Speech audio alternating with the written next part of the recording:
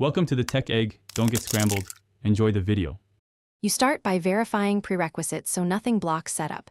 Check the mini box power and Wi-Fi signal and confirm firmware 1. 2. 0 or newer. Plug the USB-C cable and insert a Class 10 micro SD 16 GB or larger. Once done, open the mobile app and sign in with your admin account. This authenticates and unlocks device features. Make sure to keep the box on a flat, ventilated surface. This prevents overheating and ensures stable initial configuration. You now move into detailed configuration.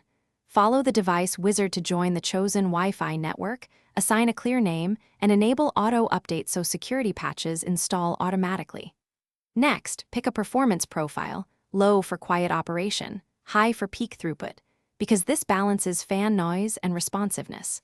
Pair peripherals using Bluetooth or USB and observe LED codes for success. If a peripheral fails to pair, retry with proximity under 1 meter and recheck Bluetooth permissions in the app.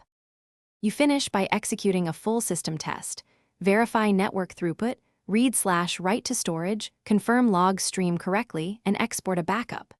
Then harden the mini box, set a strong password, enable two-factor authentication, and schedule regular backups to a remote location. This prevents data loss and unauthorized access.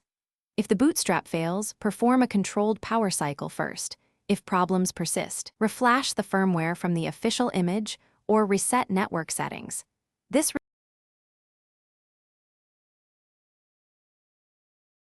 Thanks for watching. Consider subscribing if I helped unscramble your problems.